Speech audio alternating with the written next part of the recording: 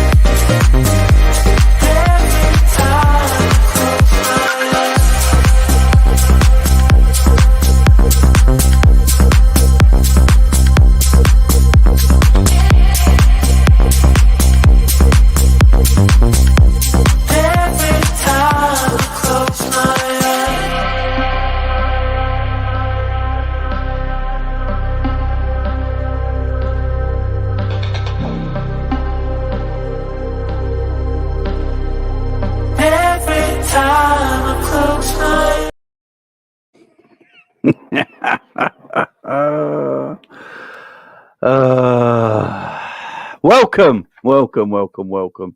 How is everyone? Hope everyone's doing well. Thank you very much for coming in today on a Sunday afternoon. I do appreciate it, guys. I won't try and keep you forever today, guys, as it is a Sunday. Yeah.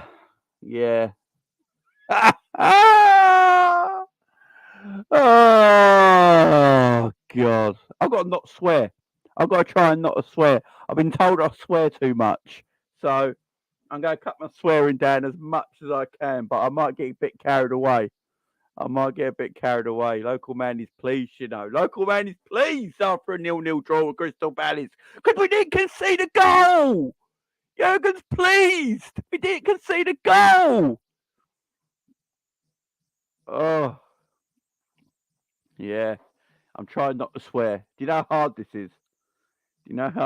For me not to swear? I'm trying my best here. I'm only like 2 minutes in. But local man is pleased, you know. We didn't concede a goal. It's all good, guys. It's all good. We didn't concede a goal away to Crystal Palace. Yeah, it's all right. Well done. Well done, Jürgen. Well done. Jesus Christ. I don't know if that counts as a swear. Oh, dear. Oh, we saw the real Salah yesterday as well. The real Salah turned up. The real Mo turned up yesterday. There's Mo. The real Mo turned up, of course. Big up Mo. Great performance you put in, son. The real Mo showed up, yeah. Oh, man. What happened to this guy? Have we got a, do we have to have a serious conversation about Diogo Jota now? Do we have to have a serious conversation about Diogo Jota? He hasn't scored a goal since April. I know he's had injuries and stuff, but do we have to have a serious conversation about Jota going forward? You know, when he is playing, he's not scoring, and when he ain't playing, it's because he's injured all the time. So do we have to have a serious conversation about Jota going forward, man? Oh, it's so depressing. I can't wait for this guy to come back. I literally can't wait for this guy to come back. You know, just give me something exciting to look at. You know what I mean?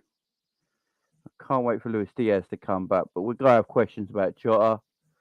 It's all. I am convinced Papa Shango has cursed this club. I'm telling you. I am convinced Papa Shango has cursed this football club. I ain't joking, man. He's put some kind of voodoo shit on this football club. Some kind of witch spell has been put on this football club from Papa Shango. I'm telling you.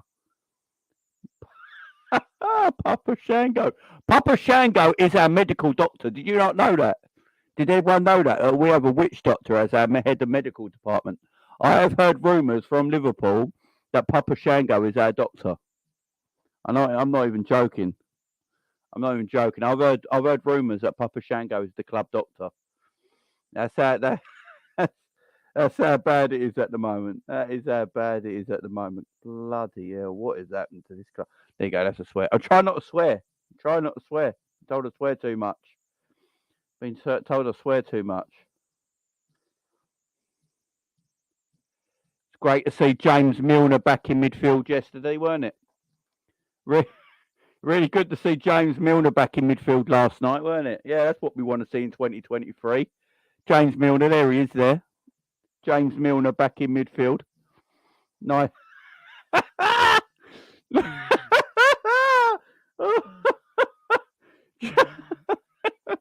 Oh, gee. We don't laugh, we're going to cry. You know what I mean? If we don't laugh, we're going to cry. Oh, yeah, it was lovely to see James Milner back in the squad. And then Jordan Henderson yesterday. What a game by Jordan Henderson. Look at him there. Look at Jordan Henderson there in his pest bat butcher wig. Jordan Henderson yesterday was Crystal Palace's best defender. Oh, God. It's 2023.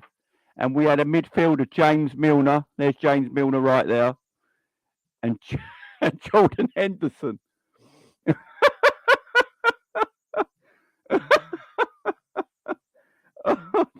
Oh, I hate myself. I hate myself. I really do. I really do. Oh, Jesus Christ. The sooner we get tired of Morton back on loan, the better. You know what I'm saying? The sooner we get tired of Morton back on loan, the better. What's this geezer got to do to play? By the way, what has Nat Phillips got to do to play? What did Nat Phillips do wrong? What's Nat Phillips done wrong? I want to know. I want to know what Nat Phillips has done wrong because you Gomez is an utter clown. Gomez is an utter clown, and Matt Phillips is a bozo. Joel Matip is a bozo. Do you know what I mean? Joel Matip and I think Matip and Gomez have been going to the same clan school. I don't know what is going on. I don't understand what Nat Phillips has done wrong. If Klopp thinks Nat Phillips is worse than Gomez and Matip at the moment, then we're in trouble.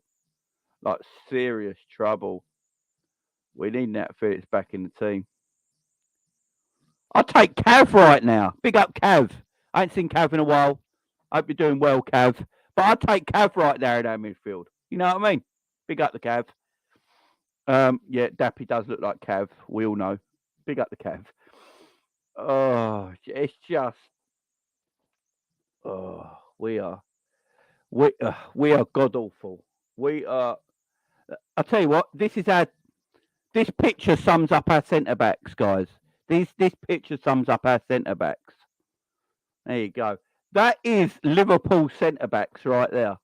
Fake, not real. Don't know what they are right now. They're confused. They're confused. There's confusion all about our back four at the moment. Oh, it's just awful. Oh God. Oh my word. Oh my word. Oh my word. It's just terrible. It's just terrible. This back four. We gotta go through it because there's people I need to chat about today. Obviously, we've got to talk about Jürgen Klopp. You know, Jürgen Klopp having an absolute nightmare yet again tactically. Klopp the flop is what I'm going to call him this season. Klopp the flop because he's flopping big time. He's flopping big time. You know, Klopp needs a serious dose of Viagra. I'm telling you, he's floppy all over the place right now. Klopp needs a serious dose of Viagra right now. So you got Klopp the flop. You've got Trent Alexander-Arnold, full of absolute arrogance. Absolute arrogance. I have never seen a more arrogant footballer in my lifetime than Trent Alexander-Arnold. He is so arrogant right now. It's like he thinks he's better than he is. And no, his body language, man. His body language. It's like you know what Trent's like? Trent is like he's like a pubescent teenager. That's what Trent's like. He's like a pubescent teenager. It's like he's just coming into manhood. Do you know what I mean? That's what Trent's acting like at the moment. It's acting like a 13-year-old boy. It's like, what are you doing? Grow up. Grow up, Trent. Literally, grow up.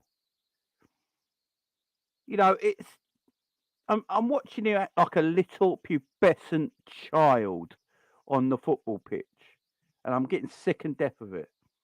Getting sick to death of it. We literally got to think about what we do to Trent Alexander-Arnold. I was listening to Grizz last night. Big up Grizz, by the way. Excellent show last night. I was listening to Grizz late last night, and they were talking about Trent. I don't know what Trent needs.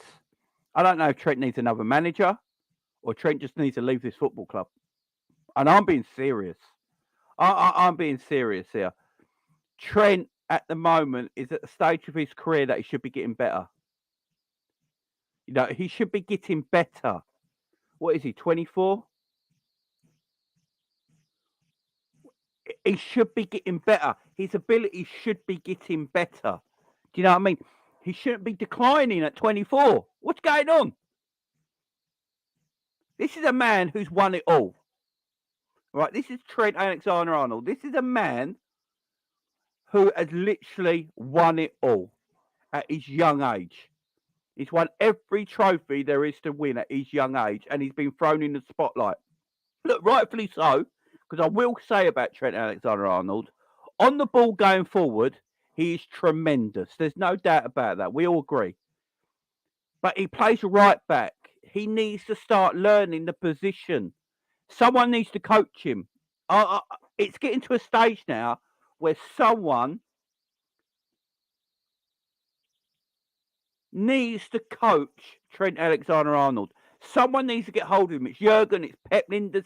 Somebody needs to get hold of him and just coach him. Because it's becoming a laughing stock now, and his arrogance walking around the pitch like his shit don't stink. It's got to stop. No, that sort of body language, it comes off terribly.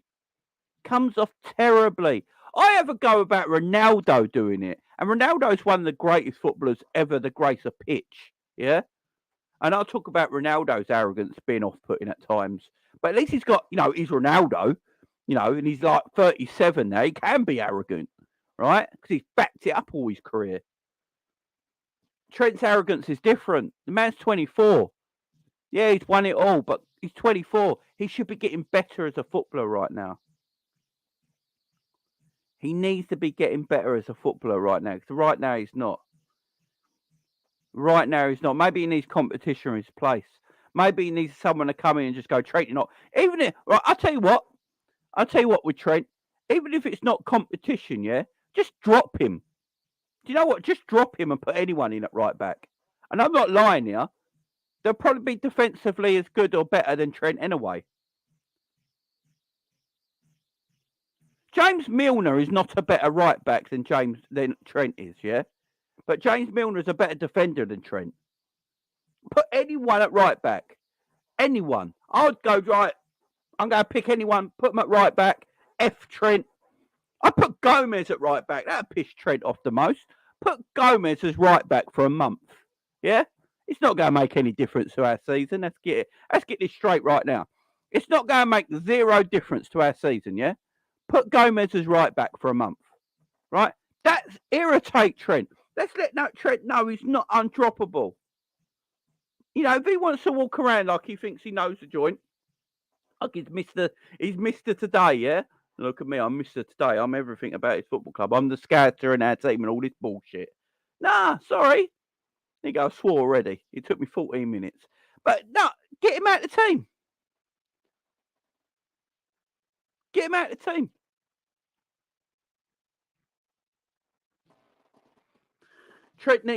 Trent's arrogance is absolutely mad.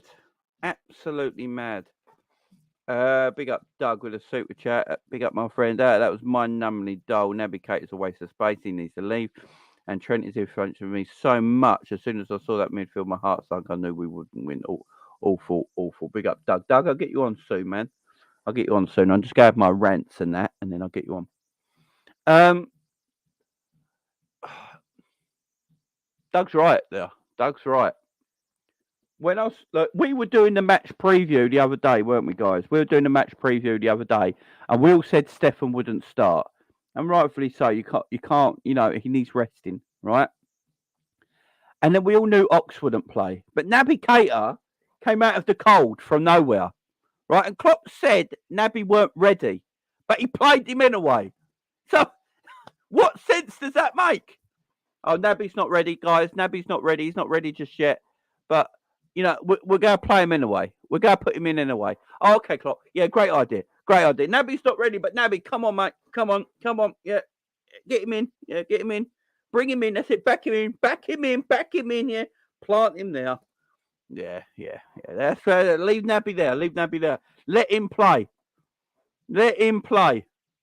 Yeah, he's not ready, but don't worry about it. Let him play. Who's he going to play with? Oh, yeah. He's got no legs around him. He's playing James Milner and Jordan Henderson with him. Yeah.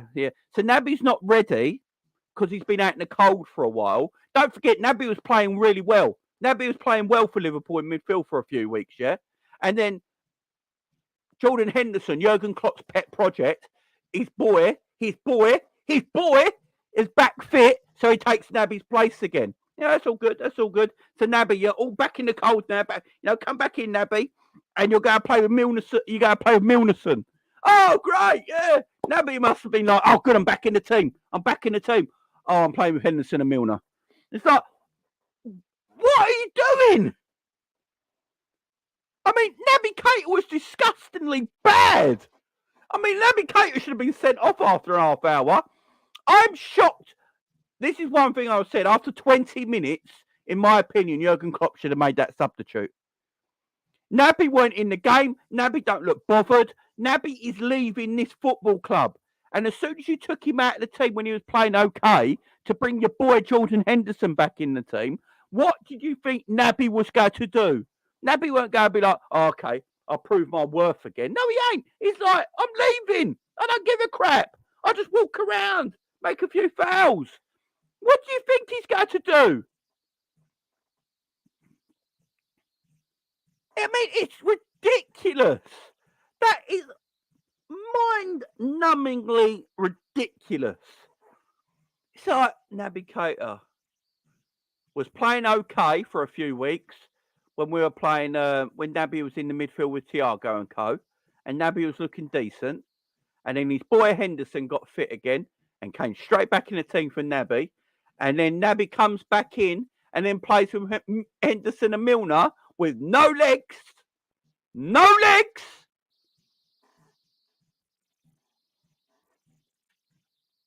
I'll tell you what, if Stephen Hawkins was a footballer, he'd get in our midfield. I ain't even lying. If Stephen Hawkins could play football, he'd be in our midfield. Why not? We like the old and slow and immobile. That's what Klopp loves. Are you slow? Are you immobile? If that's a yes, you play. Simple. Milner, slow and immobile. Play. Henderson, slow and immobile. Play. Naby Keita, slow and immobile. Play. Fabinho comes off the bench and that's a stinker. Slow and immobile. Play. Any midfielder that is slow and immobile has Jürgen Klopp's praise. Yeah, you're slow. I'm slow and immobile. If I went to AXA for a week and just trained and got up the speed, I'll be playing next week. Honestly, guys, I'll be playing next week. I'm slow and immobile. I will be playing next week. There's no doubt about it. I mean, I'll be training for a week at AXA. I'll get in shape. I'll be doing my sit-up. I'll be like, benching. I'll be doing all that shit, yeah? I'll get myself in shape. Yeah? Slowly mobile. Klopp's having a meeting with Pep Linders here. What do you think of this Jamie Phillips lad? He's had a good training week, ain't he? They'd be like, yeah. He's not bad. He's not. Pep's like, you know what? Maybe we should give him a go. But we've got Arthur Melo there. Arthur Melo. Now, stuff him. Put him in the under-21s the same day we play Palace. Great idea, Klopp. Yeah, great idea. And like Pep's like, yeah, let's give him a go. Let's give him a go. We've got half a mellow, yeah, but we're going to play him in the under 21s the same day we play Palace. Yeah, that's a great idea. That's a great idea. What about Ox? No, we can't play Ox. Ox is in charge of our TikTok account for the Inside Anfield game. So the Inside Anfield YouTube channel, you know, Ox is a creative genius in front about that. So he can't play because he's in charge of the camera and the directing for that. And that'll be out on YouTube on Monday afternoon. So Ox can't do it. Let's just get Jamie in. Yeah, he's immobile. He's a little overweight. It's all right. It's all right. It's the midfielders we like. I'm sure he'll cover for Fabinho. Oh, the problem is I'm at the age bracket, Angel. I'm 41, mate. I'm 41. Yeah? So I'm in. I'm playing. Don't worry about that. I'm in that midfield, James Milner, Jordan Henderson. We are sorting this out. Oh, Jesus Christ. This team, man. It's this team. Klopp's tactics. I'm going to get to Klopp in a minute because I have got something to say. Henderson. Right. I love Hendo. Got the man's book.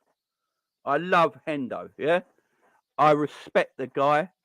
He's been one of my favourite players for Liverpool in the Klopp era. I ain't going to lie about it, right? But time's come. Time's come. Time comes to everybody, yeah? Time comes to everybody. I used to be a massive Mike Tyson fan growing up as a kid. I was a massive Mike Tyson fan, yeah? The best boxer, the scariest boxer I've ever seen in the heavyweight division, right? But Father Time tapped him on the shoulder and said, Mike, you can't do this no more. You can't do this no more. You're not the fighter you once were. And that's what's happened to Hendo. That's what's happened to Hendo. They've just gone, Hendo, as much as I love you, you're done. There's nothing wrong with it, guys. There is nothing wrong with this. People get too upset, right? I'm a big Hendo fan. Right? I love the guy, right? And I know a lot of people that love Hendo and are big Hendo fans, right? But you got to. There's nothing wrong with saying the time's come. The time's come when you got to look at Hendo and think, what's he going to give you? What is Hendo going to give you in this game now? What's he going to give you as a player? What's he going to give you on the pitch? I credited him the last few weeks with, I thought he brought a bit more intensity to the game and stuff like that. But the problem is, he can only do that for 2 games. He can only literally do that for 2 games. He can't do it after that. You know, the 3rd game, the 4th game, the 5th game, it just gets worse and worse and worse and worse. We got to sit down and say, what Hendo's been with us for 11 years. He's been at this football club for 11 years. He's been a great servant to this football club. Then he needs to go. And Jürgen Klopp needs to see this because Jordan Henderson ain't going to want to leave Liverpool. Why in the hell would Jordan Henderson want to leave Liverpool Football Club? He's a 32-year-old English midfielder who's won everything with Liverpool. He loves Jürgen Klopp and Klopp plays him all the time. Where else is he going to get that? Where else is he going to get that? So Jordan Henderson ain't going to want to leave Liverpool Football Club. So Liverpool have to do the duty. Again, this is the club. I have to look at it and go, what am I going to do with Jordan Henderson next season? Literally, these discussions should be happening right now with Jürgen Klopp and his team. They should be sitting there going, what are we going to do with Jordan Henderson next season? We've had him here for 11 years. His intensity's gone. What Hendo was known for, yeah? What Hendo was known for, he can't do no longer. So if the stuff Hendo was known for, he can't do no longer, why would you keep him? It makes no sense. So if Hendo what Hendo was good for Liverpool was his legs. He was excellent in midfield for it. He's pressing off the ball. He's pressing on the ball. His work rate in midfield and his running in midfield and his energy in midfield. Right? They're all gone. If they're all gone, what's he got left? No, I'm not even. This is not me being sarky about Hendo. I love Hendo. So any person that loves Hendo's like my captain and all this bullshit. Yeah, have a serious think. Have a serious think to yourself. What has Hendo got left?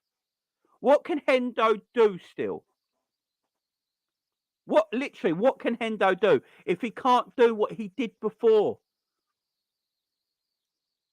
You know, before he was the legs in midfield. He had energy. He had pressing. He ran all day. He defended well. He can't do any of them no more. So if he can't do any of them no more, what does he do? This is what Klopp's got to think in this now. He's got to go, what can I do with Hendo next season if he can't do the things I want him to do anymore?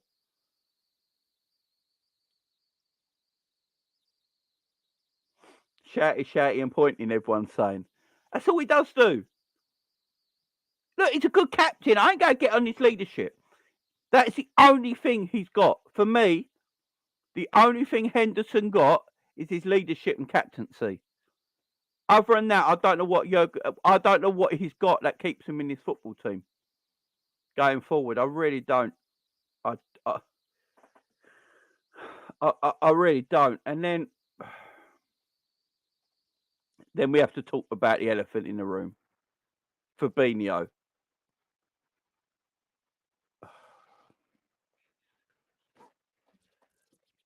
Where do I start with Fabinho? Literally. Well, this is Fabinho. There you go. That's Fabinho right there. You're looking at Fabinho right now, guys. He looks like he's been sucked dry. Literally sucked dry. Fabinho's done. Absolutely done.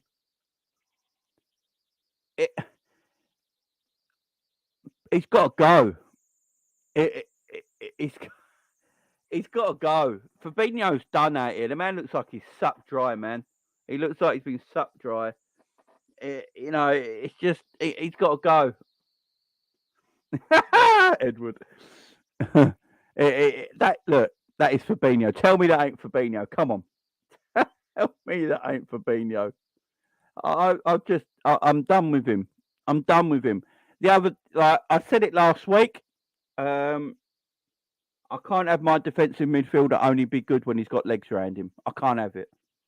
I know I've heard people say because they got an affection to Flacco that people are like, because they got an affection to him and they used to rate him and now they know he's trash, but because they got an affection to him, this is the line that comes up with the Liverpool fan base. If you get legs around Fabinho, he's actually pretty good. Right. Do you not know what you guys are saying when you say that?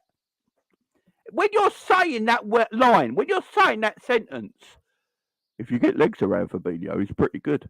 That's an issue. He's a defensive midfielder. He shouldn't need legs around him.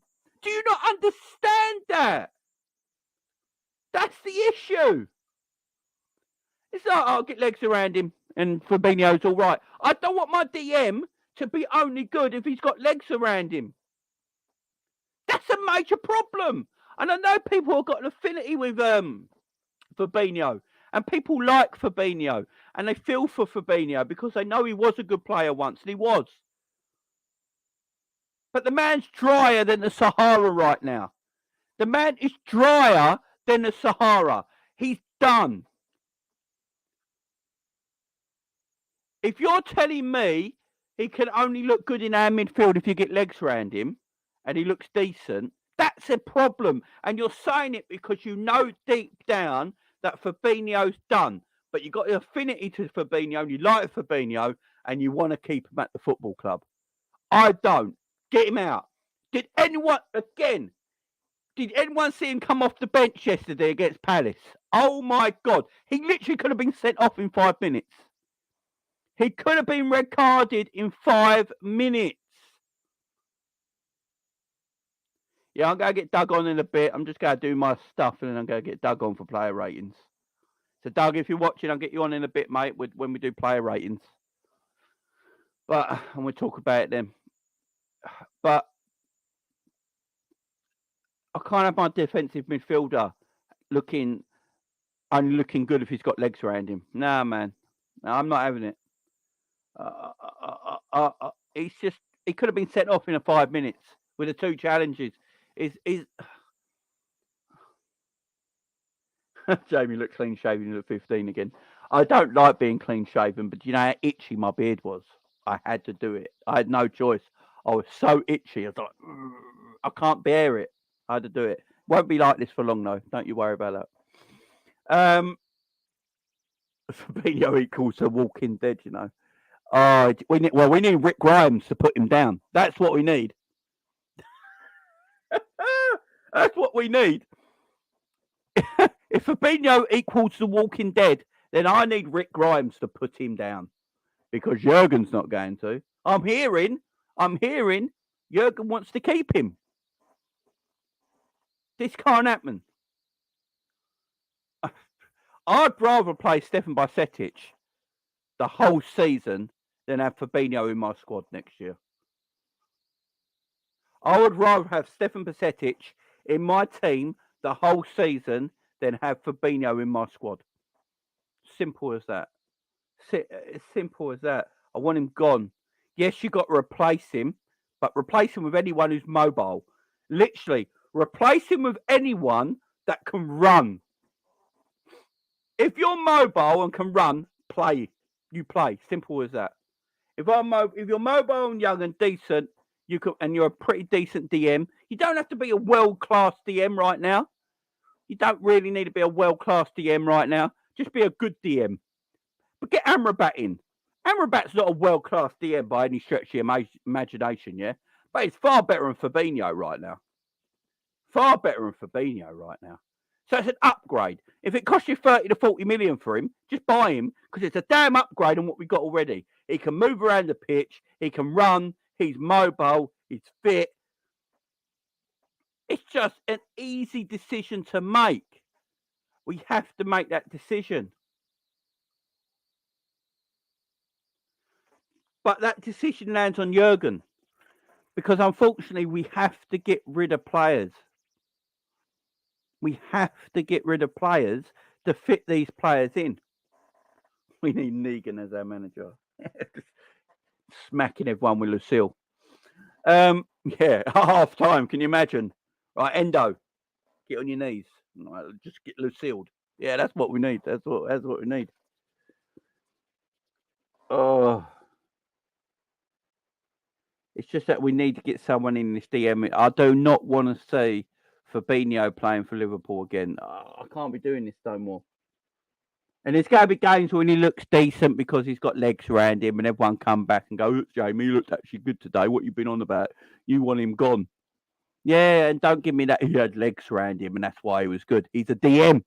Not meant to be good because he's got legs around him. He's meant to have the legs. Jesus Christ.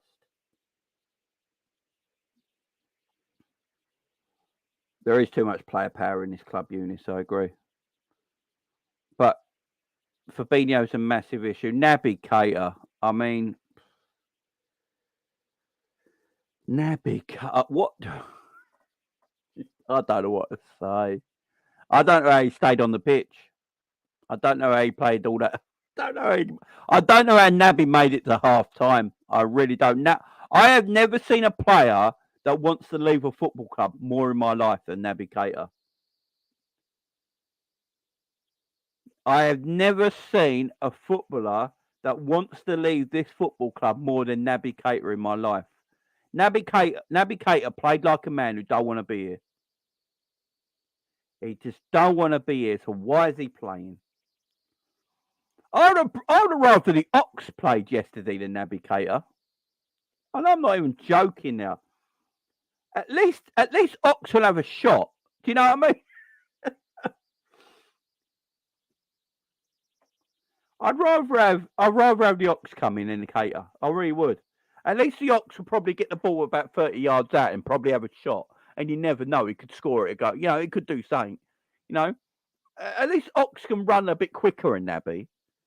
I'd have rather had Ox playing. I'd have rather had Harvey Elliott playing. And Harvey Elliott's not a midfielder. I'd rather had him playing. I'd rather had Curtis Jones. I'm going to say it right now. I would have rather had Curtis bloody Jones play yesterday than Henderson, Milner or Keita. Carvalho, what's happened to him? What has Carvalho done so wrong? What has Carvalho done so wrong? It's the last I heard, Carvalho's the babysitter for Jürgen Klopp's children. That's what I've heard. I know his boys are like in their 20s, but he don't trust them, yeah? So I've heard that Carvalho's the babysitter. You know, it's just... he's the babysitter for their kids, and he obviously did something wrong. He let them play Xbox an hour longer, and he needs to too. So Carvalho's not in the squad no more. Yeah, it's just what we've got players there. This is what irritates me. I'd rather have an Elliott play, a Carvalho play, a Curtis Jones play. I'd rather have an Ox play. Yeah, I'd rather have Arthur Melo play. Get Arthur Melo play. I'd rather have Arthur Melo play than Naby Keita. And I bet Arthur Melo would have gave us more of a game than Naby Keita did. And they both know they got no careers at Liverpool, yeah? But I bet you any money, Arthur Melo would have gave us more in that game than Naby Keita would have. There's players there. There is players there. Bobby Clark. He would have gave us more than bloody Keita did. Bobby Clark would have played for the shirt. Bobby Clark might not have been great, but he would have played for the shirt. He would have played for the badge. Do you know what I mean? Naby Keita ain't playing for the shirt. Naby Keita ain't playing for the badge. Naby Keita's just waiting a few months so his contract runs out and he's off. He don't give a crap. He don't care if Liverpool finish 8th this season.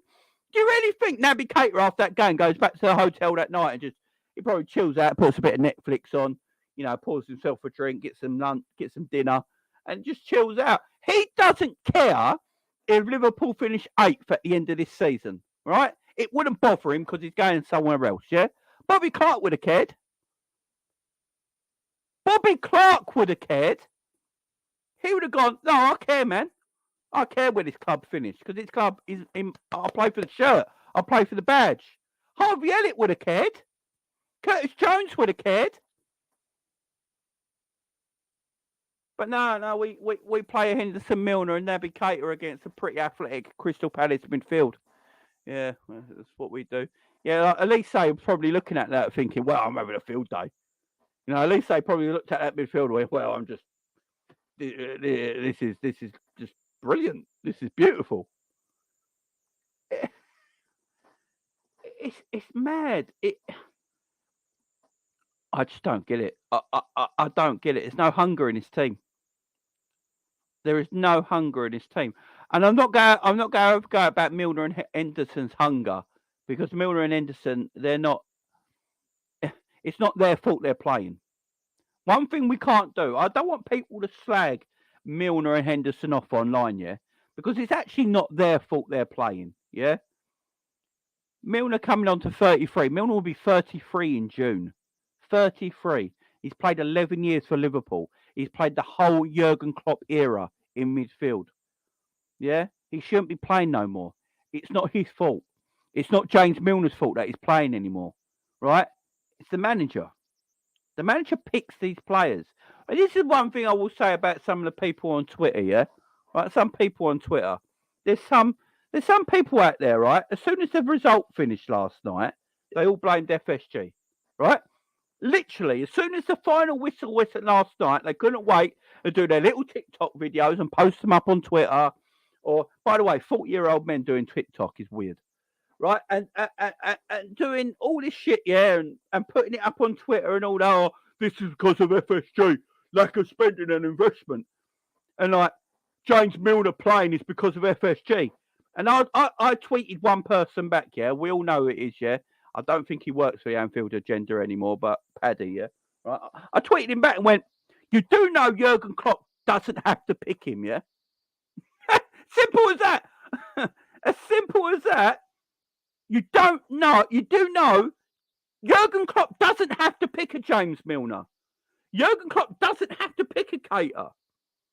Jürgen Klopp doesn't have to pick a Henderson. Yeah. Also, James Milner and Henderson, if it weren't for Klopp, wouldn't be here no more. So can we stop with the full agenda against the ownership all the time and just open your eyes just a little bit, and look what's going on your screen at the time. Yes, the owners are at fault. There's no doubt about it. But we can't blame the owners for Jurgen Klopp's poor tactical awareness. You can't blame the owners for Jurgen Klopp keep playing 4-3-3 every single week. You can't blame the owners for Trent's lack of coaching defensively. Sometimes you just have to look at yourself in the face and go, look in the mirror, guys. I want FSG out as much as the next person, but I'm not blind. I can see with my own eyes on the pitch what's going on. Trent Alexander-Arnold has not been coached defensive-minded football. That is down to the coaching, not the ownership. Virgil van Dijk can't play a high line anymore because he hasn't got the sprint speed after his injury.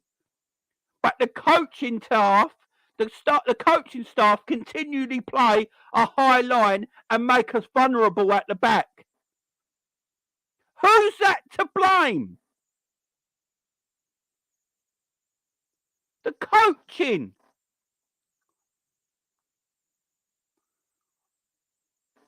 You've got to look sometimes at the manager and the coaching. You can't just go, right, Liverpool drew 0-0 with Palace. Let me, as a 45-year-old man, do a TikTok video. Bit weird.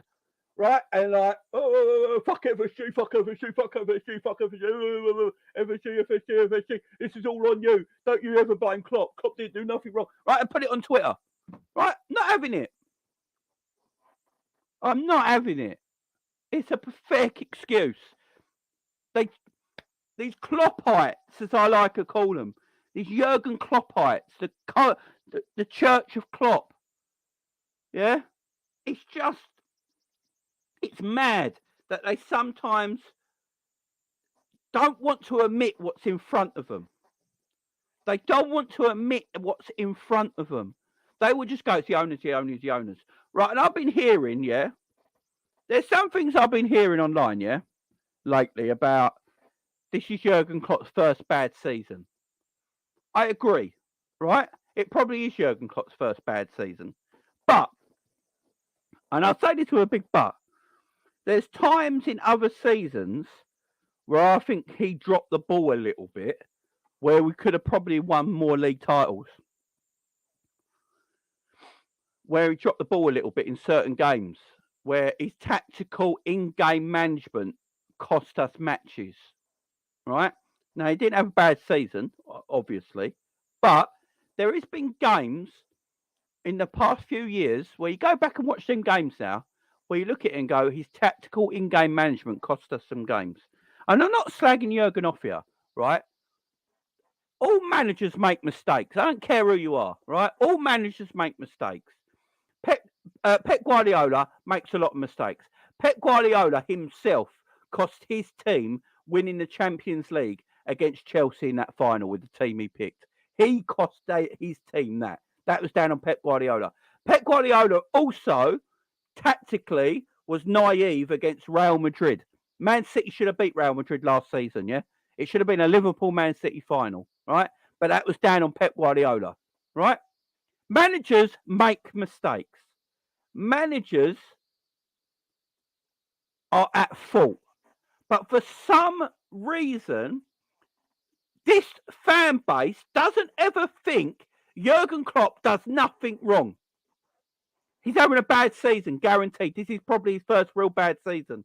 But there's been games before in the past where if you go and look back on it, you know, 2 or 3 times we lost to City by a point in the Premier League, yeah? You can go back in them games and look. There's certain games there. We had an 8-point lead once. We had an 8-point lead and bottled it. It's just, and no one says anything. No one says anything about it. All everyone says, oh, we finished second. what a great season, and we won the Champions League. Yeah, we won the Champions League against a really poor Tottenham Hotspur side, right? Let's get that right, yeah? And then, but we should have won the league. In my opinion, Liverpool should have won the Premier League and Champions League double that year. But there were some games in the season where his tactical management in-game cost us. And we were clear at the top of the league that year as well. We bottled it. But we're not allowed to say that sort of stuff as a fan base. You know what I mean? You're not allowed to say that sort of stuff in the fan base because apparently Klopp is untouchable. I'm just not having it. Klopp makes mistakes, guys. I know you love Jürgen. I love Jürgen, but he makes mistakes. And at the moment, yeah, probably the wrong phrase to use, Edward, but I think you know what I mean a little bit. But yeah, probably the wrong phrase to use. I guarantee that. I admit that, yeah, because I'm getting carried away a bit. But you probably know what I mean a little bit, Edward. You probably know what I mean a little bit.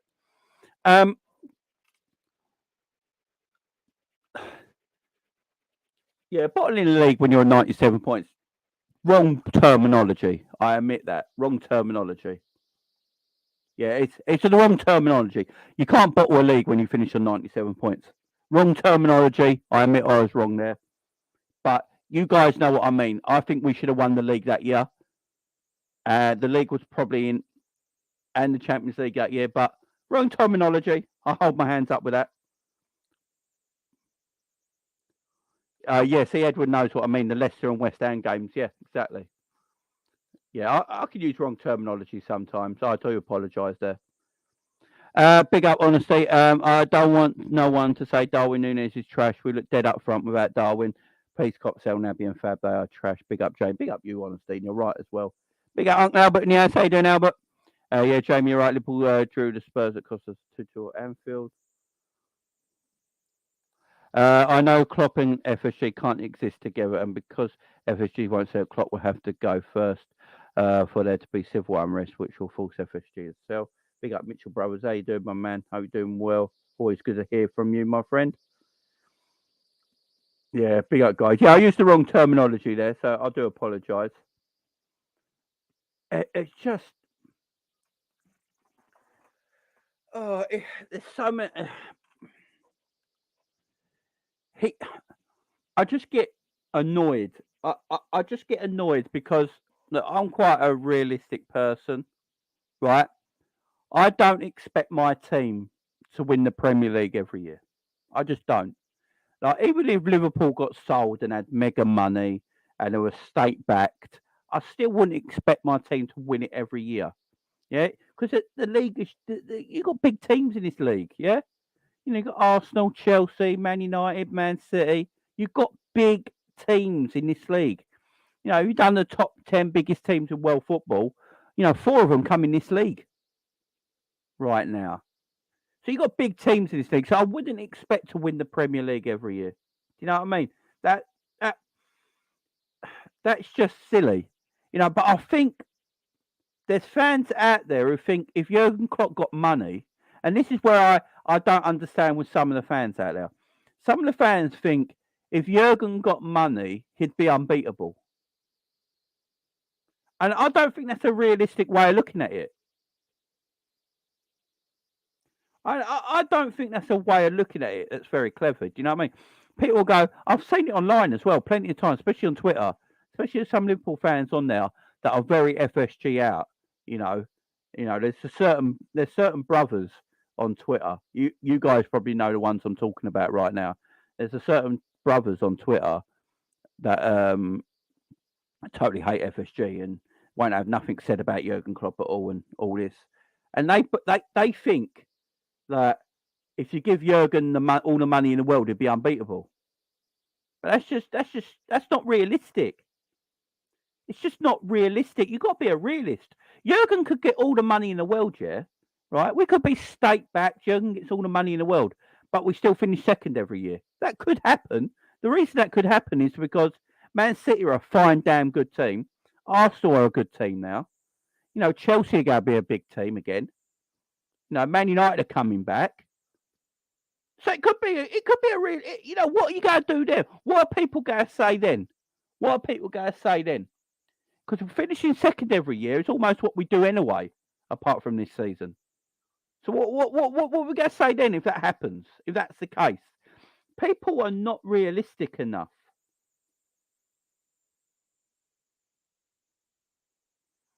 People, be nice in the chat, guys. Big up to everyone in the chat. I love all of you here. 125 people here right now. Big up to every single one of you on a Sunday afternoon as well. It shows the love. Thank you. I do appreciate it.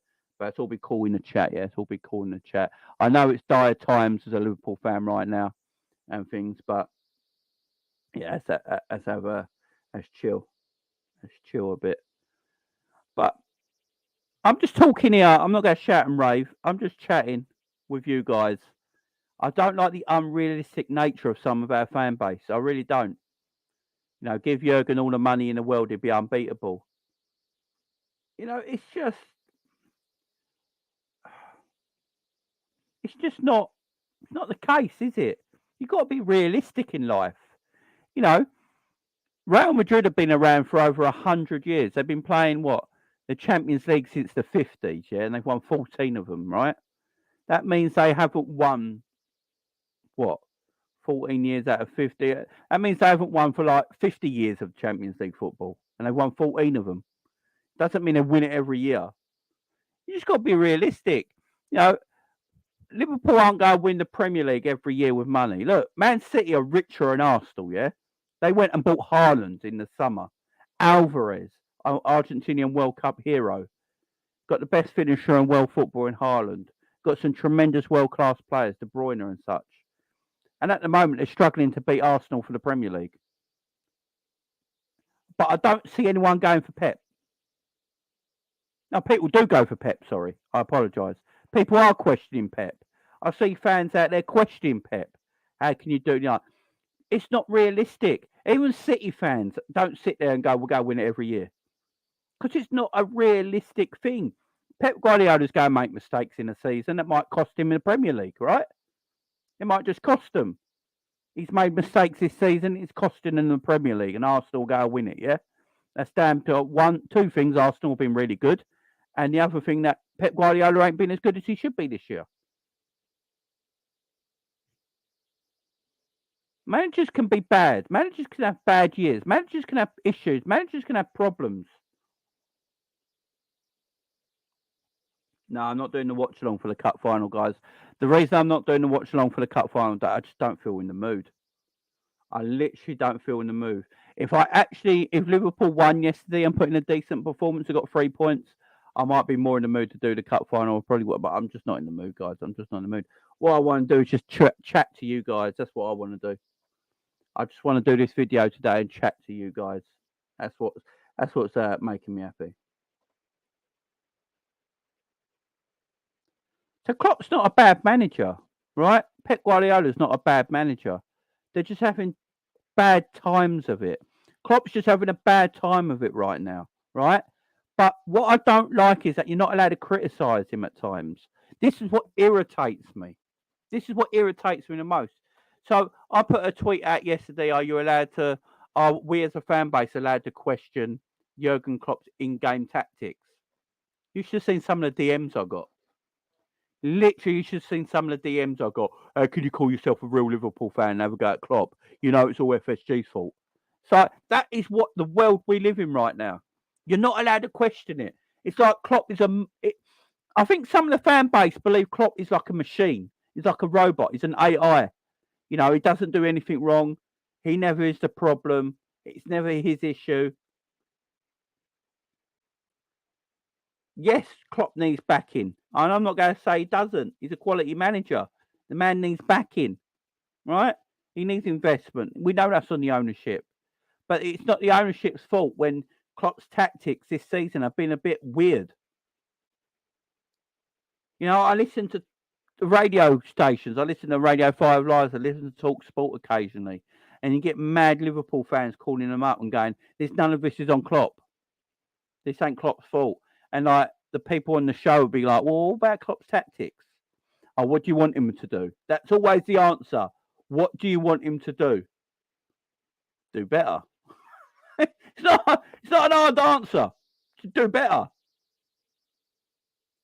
It's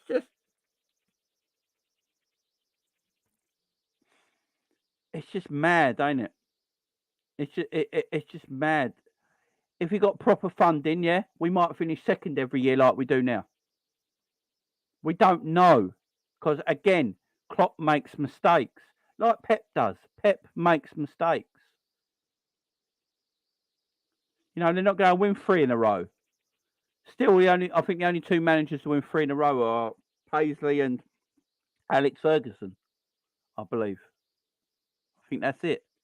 Is it Paisley and Alex Ferguson? I believe they're the only 2 that still won 3 in a row.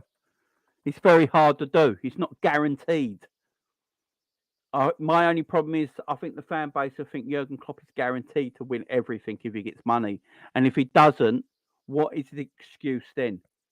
You've got to be a realist. This is what I'm saying, guys. You just have to be a realist.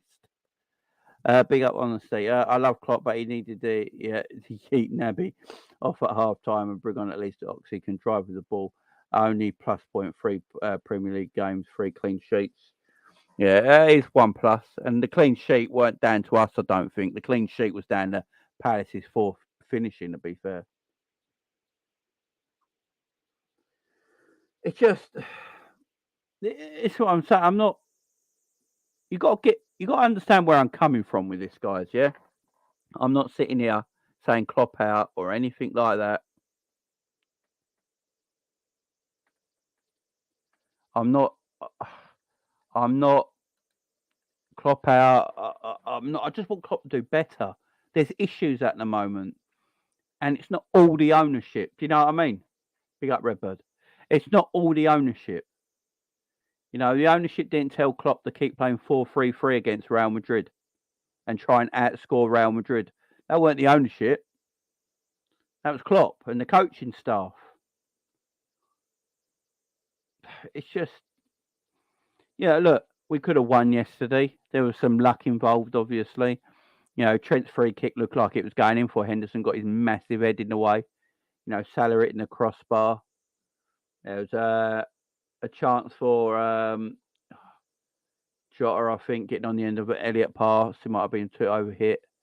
You know, Robbo taking a headering it down for some reason in the penalty box for Bobby, who was offside for a nice ball from Elliott, where he should just took it down and had a shot. You know, you got to blame the players as well. The players are not playing for Jürgen at the moment. I don't care what anyone says. These players at the moment are not playing for Jürgen. The only ones are the new boys. Darwin, Gakpo, Diaz. They're playing for Jürgen because they know no better at the moment. They're new. So they're trying to show themselves off. You know, they're trying to show off to the manager and show him that they're worth it. So they're playing for him right now. Everyone else ain't. You can tell no one can tell me Trent's playing for Jürgen right now. No one can sit here and tell me Trent is playing for Jürgen right now. He ain't. Matip, does he look bothered? Naby Keita, does he look bothered? I think Milner and Henderson are playing for Klopp, but they just they can't do it. That's the difference. Milner and Henderson haven't given up. The problem with Milner and Henderson, they just can't do it no more. It's as simple as that. You know, it's like, say you lose the feelings in your leg, in your arms and hands. Yeah, you lose all the feelings in your arms and hands. You want to be able to feed yourself. Yeah, you know you can still feed yourself, but you can't do it no more because you ain't got any feelings in your arms and hands, so you can't feed yourself no more. You need help. Yeah, it's basically Milner and Henderson. We've cut off their legs. Yeah, they want to still be able to do it, but they can't. We've cut off their legs, but for some reason we keep playing them. You know, we'll play them time and time again, over and over and over. Salah, I don't know what's going on with Mo. I don't know what's going on with Mo right now. You know, the other day we had the old Mo back and then it disappears again. You know, this is where I don't get carried away with the Mo stuff. You know, everyone came for me the other day. Oh, look, Jamie, you wanted Mo gone. And as I said on that video, yeah, Mo shows that Mo off every single week. We keep him. But if he goes back to being the Mo he's been for the last 12 months, why would we keep him? it's just. And Gakpo missed a sitter as well. It's just I can blame Klopp for the tactics. The substitutions were terrible. The way set up the team, the team choices to put out on the pitch is all Jürgen. Then the players are at fault. Gakpo for missing a sitter. You know, Trent having a performance like that. Keita having that performance. They're on the players. There's nothing the manager could do about a player if he's absolutely awful. Get him off the pitch and change him, maybe change something up. But players ain't playing for you. They ain't playing for you. It's all a collective issue right now at this football club. They're just, I have no idea how it's over. Wages. Oh, I don't know what it is right now. There's no fight. There's no fight. There's no desire. I literally got more fight and desire behind this microphone right now, talking to you guys about the football club that I love, than these players have right now. And that's an issue. This game, as I said in our preview for the Crystal Palace game, guys, if you haven't watched it, go back and watch the preview, because I said it in the preview. Liverpool, that Liverpool Palace game was so important. So important. The reason it was so important is because Newcastle don't play again, right, for another week. And we could have been equal on points with Newcastle before Newcastle played again. Beat Crystal Palace, beat Wolverhampton Wanderers in our game in hand. We had equal points with Newcastle. That is why this Palace game was so important. And Jürgen Klopp knows how important this game was. We needed to win. 3 points was a must. Then you go in your game in hand against Wolves in better spirits after 3 Premier League wins in a row. And you go, right, let's get a 4th against Wolves. And we're equal on points with Newcastle. Top 4 is game on. Top 4 is literally game on. You're level on points with Newcastle and a point behind Spurs. It's game on.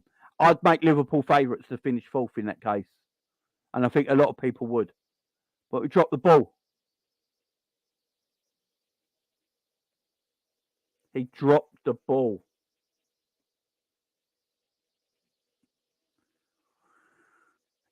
He dropped the ball. It's as simple as that. The team he picked weren't good enough. When I saw that midfield, I was like, oh my God. I'd rather just change the tactics up. Play something different. Play all 4 of them. You know, play Gakpo, Jota, Salah and Bobby. Yeah? Play Bobby in the midfield connecting. Play Jota through the middle. I am sick of seeing Jota on the left as well, by the way. I do not want to see Jota on the left anymore. Put him in the middle. Jota is a goal scorer. Why are we playing him on left wing?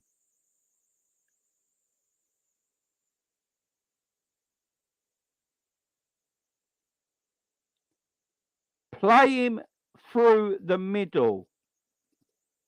Play Jota through the middle, Gakpo off the left, Mo on the right, and play Fabinho in the 10. Yeah? Play Firmino, Bobby in the 10. Put Bobby in the 10, Gakpo on the left, Jota through the middle, Salah on the right, and play a double pivot in the midfield. Yeah? Play Henderson and Fabinho together, whatever you want to do, yeah? As a double pivot. That's far better than what we had last night as an 11. Far better. Far better. Jota is better in the number 9 position than Gakpo is. And Gakpo is better at a left winger than Jota is. Am I making this up or what? I mean, Jota is better in the number 9 position than Gakpo, and Gakpo is a better left winger than Jota. So why weren't that what was happening? Bobby in the 10 and a double pivot in the midfield, yeah? And then 4 at the back. Why did we play that? That 11 would have been so much better than the 11 that played Crystal Palace yesterday. It's just naivety. It's either naivety or stubbornness. I don't know what one it is right now. He's either too stubborn or he's too naive. And you can't be either right now. He can't be either. We need to change. We just got humiliated by Real Madrid, and he thought that was the team to bring it back. Like, Klopp looked at his coaches and said, I don't know what they do. I literally don't know what they do when they pick a team. Yeah, it's another training top, but yeah, I watched it too much, and the badge is coming away. I don't know what they do. Like, you lose 5-2 to Real Madrid at Anfield. You need a pick-me-up. You know you need some answers. You know you need to go again in the next game, especially against Crystal Palace. It's an important game. Palace are shit at the moment. Palace can't score a goal for fun. Yeah, Palace can't score goals. Yeah, and they're bad in form. And what do? We rock up at SELHURST Park playing Keita, James Milner, and Jordan Henderson in midfield. Crystal Patrick Vieira must be like, hey, here we go. Here we go. You know, what are we doing? Literally, I would have rather have gone Fabinho and Henderson as a double pivot, Bobby in the 10, Gakpo at left wing, Jota as the 9, and Salah at right wing. Right? That's how I would have gone. Yeah? It's more attacking. Then Bobby can connect with the midfield. You know, Bobby can drop deep in the midfield and pick up space. Yeah? Release the ball to the wide men, and then you've got Jota where he should be playing in the bloody middle as the number 9, who's good in the box at getting in on the end of things. But no, we play in left wing. Oh, I just don't get it. I just don't get it. I just don't get it, because the thing that annoys me. The thing that annoys me is I know Klopp's better in this. This is what annoys me. You know, if you got your kids, yeah, you got your kids, and they're being bad at the moment, and it annoys you because you know they're not like that. So they must be with a bad crowd, or someone's got into their head, or something like that. Because you know your kids are, you know your kids not like that, yeah. So you sit them down, you have a chat. You know, son, what's going on? What's happening? I know this is not you right now. This needs to be sorted right now. You and me are going to hash this out. And you're going to tell me everything. What's playing on your mind? What's happening out there when you leave the house? Tell me, come on. And you sit down, you hash it out and you chat it out, even if it takes all night, and you get your son back. Yeah? What is Klopp doing with his tactic talks? What is Klopp doing with his tactic talks? What are they doing as a coaching staff? We know they lost 5-2 to Real Madrid. This team needs a pick-me-up. This Crystal Palace team is dead in the water at the moment. You know, I know Rich from Eagle Eye, you know, big Palace fan, told me everything. They're not scoring. They can't score goals. They lack a goal scorer. Mateta can't hit a barn door. They've got no goal scorers. You know, they struggle in front of goal. They're not winning games. And we go there with Milner, Henderson, and Naby Keita as our midfield three. It's disgraceful. It's literally disgraceful. Why can't he change things up? Just for one game. Literally, why can't we change things up for just one game? I'm not asking for the world, and this is what annoys me. I know Klopp is better in this, but at the moment he's not showing it, and that's what's peeing me off, guys. That's what's annoying me the worst right now, because I'm not sitting here with a dead manager. You know, I've not got David Moyes as my manager. Yeah, I know the manager I got is a quality manager, but he's not showing it right now, and that's annoying me because I know he can do it. I know he can do it. He can change it up. I know he can change it up, but he's not willing to. And I don't know why he's not willing to change it up right now. I don't know if it is stubbornness. I don't know what is naivety. I have no idea what it is right now. But he's not willing to change anything up. The 4-3-3, we've been saying it for time. The 4-3-3 and the way Jürgen Klopp wants to play doesn't work when he hasn't got the players. So if you haven't got the players, don't play 4-3-3 and change it up. Don't play 4-3-3. Change it up. Just change it up. Go to something else. In October, he went to something else. He went to like a 4-2-4 or a 4-2-3-1. And we changed it up a bit. Yeah, Yeah, we weren't winning games all the time, but we looked far better as a team. Far better as a team. And then as soon as we've come back from the World Cup, we go back to 4-3-3, and we don't look as good again. I don't get it because I know he's better in it. Big up honesty again for super chat. Correct me if I'm wrong. Didn't Jürgen switch to 4-4-2 or 4-2-4 when we were drawing or losing a game? Why did he stop doing that? I don't know. I don't know. Big up, Gal. How you doing, mate? Hope you're doing well, Gal. Big up to you, my friend. Oh, you don't want to know, Gal. You don't want to know, man. Liverpool are a mess, Gal. Liverpool are a mess, my man. But I just don't get the blind faith in Jürgen, guys. As I said, I love the man, but he's not a machine. He's not an AI. He makes mistakes. He makes mistakes, and you're allowed to call him out on them mistakes. You know, the Kloppites, the Church of Klopp, you know, them fans out there who just think Klopp does nothing wrong. It's just a mad one. It's just mad. And we've got to be realistic, guys. Let's just be realists. Again, as I say this again before I get to player ratings, I'm going to get Doug on as well to do player ratings with me. I keep saying this. Liverpool could be state-owned, yeah? Could be state-owned. But Liverpool could also finish second every single season. Then who do you blame? Because managers make mistakes all the time. But for some reason, this fan base thinks you give Jürgen an load of money, you know, estates money, oil money, give Jürgen all this money, it'd be unbeatable. It's just not realistic. It's not realistic because that don't happen to any other team. No team is unbeatable. PSG have more money than God. Yeah? Look at the teams they've made. You know, you got Neymar, Messi, Mbappe, Di Maria, you got Ramos, you got Donnarumma. They got all these quality footballers. Verratti. They got all these quality footballers. They don't win the pit. They struggle sometimes to win their own league. You know, money don't always bring success. It don't always bring success, and we just got to stop sitting here and pretending, you know, everything's going to be fine as soon as the money comes into the football club, because it might not be. It might not be. Let's just be realistic, guys. It might not be. What I'm going to do, I'm going to get. Let's try and get Doug on here, shall we? All right. Yeah, exactly, Gal. Go through football cycles, my man.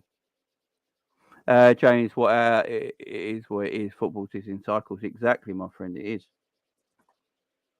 Always in cycles. Always in cycles. I've been saying that for a while. Liverpool, Man City's time will come. Man United and Arsenal will come back. It's just the way it works. It's just the way it works. There's nothing wrong with it. And unfortunately for Liverpool, our cycle's come to an end. Our cycle has come to an end, unfortunately. Our cycle's come to an end, and that's just the way it is. Our era's come to an end of its era, and we need to move on. We can't keep staying in this era. You know, Arsenal have got a young side now, looking fresh, looking good.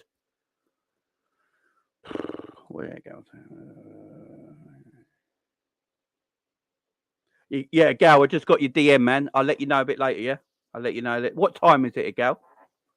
DM me the times and all that, man. DM me the times and all that, and I'll see what the wife says. Let me just get Doug on, guys. Let's get my man Doug on here. Doug, I'm going to DM you the link, man, on your Twitter, all right? So I hope you're there. All right, where'd he go?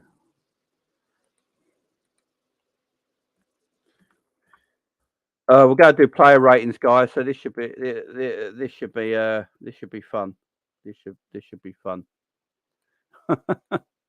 Player ratings should be fun, man. 8 p.m. I'll ask the missus. All right, let's get. All right, Doug, I sent you the link on your Twitter DM, mate. We'll do the player ratings. I think the cycle will be less and less after all the state-owned clubs. Klopp's time has come to an end with this cycle. Yeah, I mean, oh, it annoys me, guys, because as I said in my preview, this Palace game was huge. This Palace game was huge for us because we win this Palace game. You have your game in hand against Wolves, and then you're equal on points. You're equal on points with Newcastle, 1 point behind Spurs. And then I would say Liverpool favourites to win to get fourth. That's what's annoying me so much. That's what's annoying me so much. Right, let me just get all this up. Right, let me just get the match ratings up, and then I'll get Doug on. Big up Doug, I think he's joined me. Right, let's get all this up. Sorry, guys, I forgot my screen went off. I do apologise. Oh, for goodness sake. Hang on, Doug, big up. Let me just get this all on. Right, let me just get Doug in. Let's just get Doug in the house right now. Doug's here. Doug's in. You all right, Doug? He's on mute. Hello, Jamie. You all right? Yeah, I'm good, mate. I'm good. How are you? Deflated. Oh, I think we're all feeling that sort of way at the moment. Oh, man. It's dire, man. It's dire. Just trying to get the player rating thing up. It's doing me head in. So what did you think of the team when you first saw it yesterday? My heart sank. We are in 2023 and we're starting with James Milner, Jordan Henderson, and Naby Keita. Like, have we just completely gone back in time or something? Like, it just felt to me like I just don't know what's going on with us at the moment, and especially after obviously yesterday. Like, obviously Gomez deserved to be dropped, especially what happened. And I know he's injured as well, but when you see no Darwin Núñez there, I was like, oh no, because Darwin Núñez for me is our best forward at this moment in time. Oh yeah. I ain't spoke about Darwin yet. We missed Darwin massively yesterday. Yeah, as you say, he's our best forward right now, and I think he's starting to prove quite a few people wrong as well.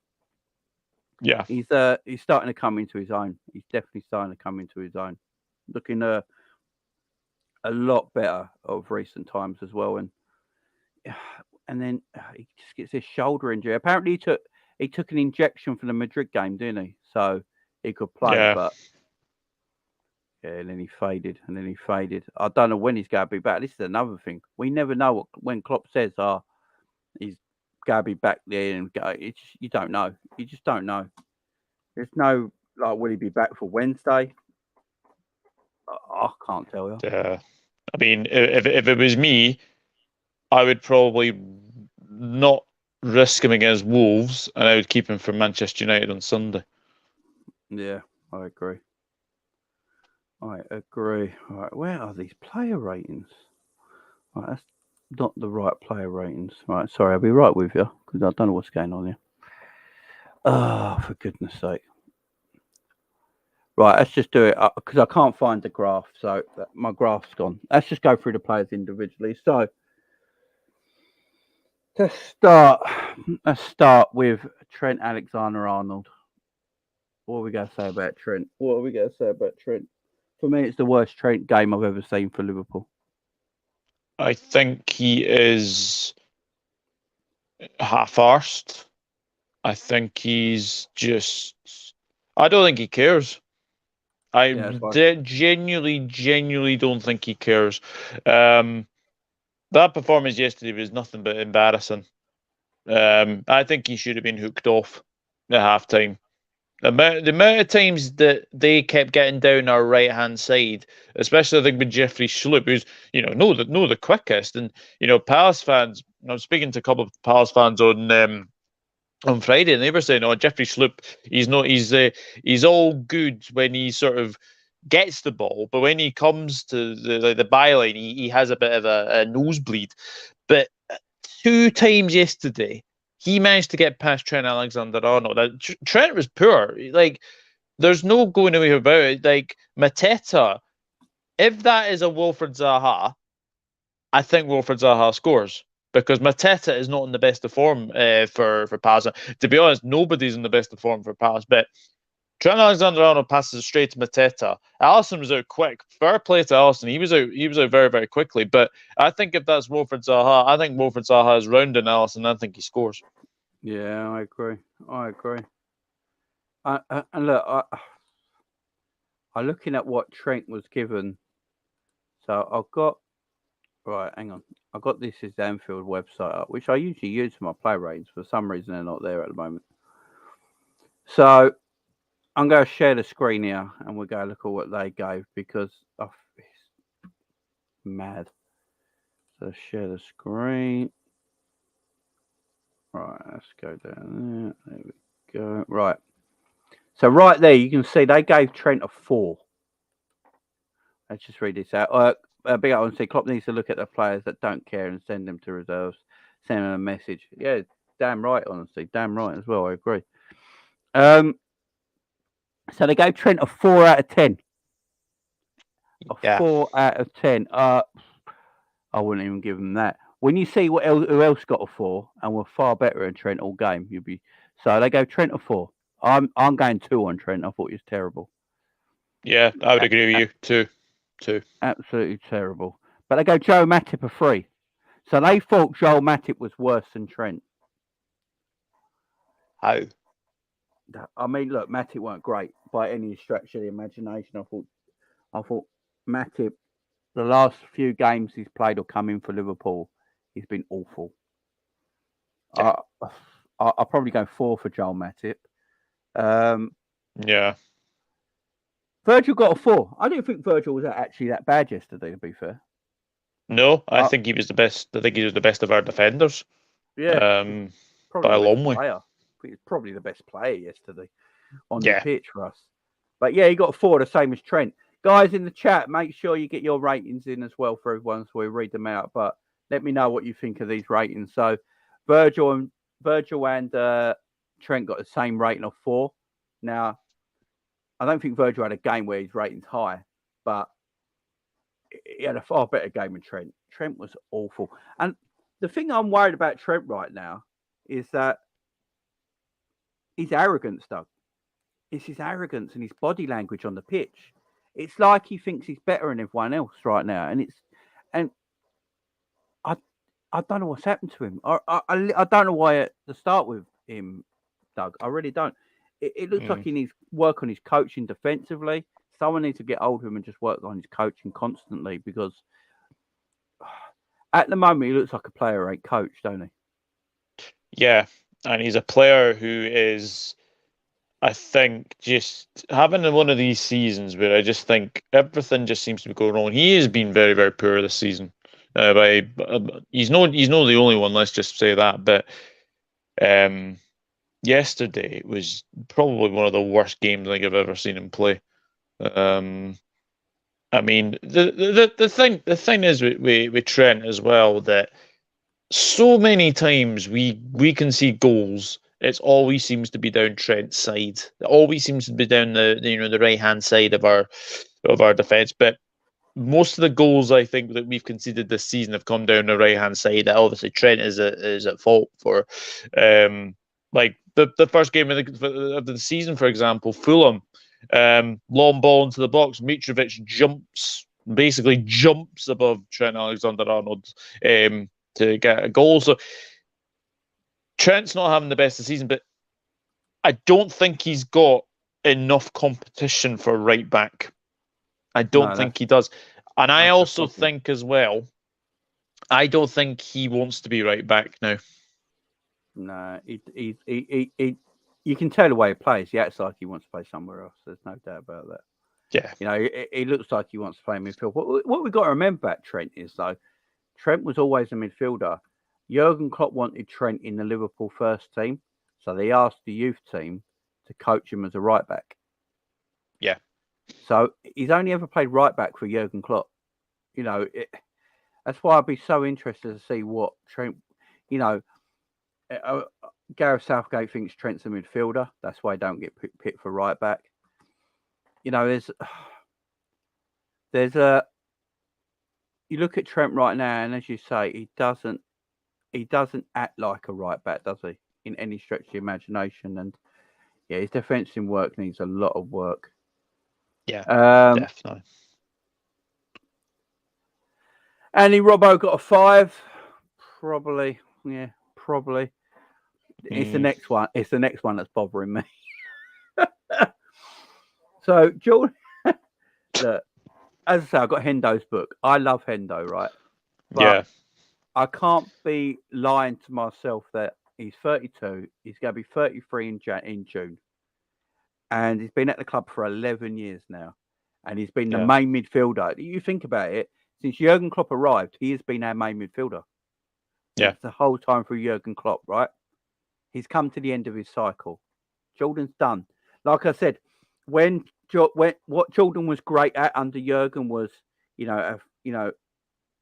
defending, running, pressure, press, intensity, right? When all that's gone out of his game, what's he got left? Yeah. Yeah. And if you've got nothing left, why is he still playing? But yesterday he was awful. Awful yesterday. I don't know how he got a 4.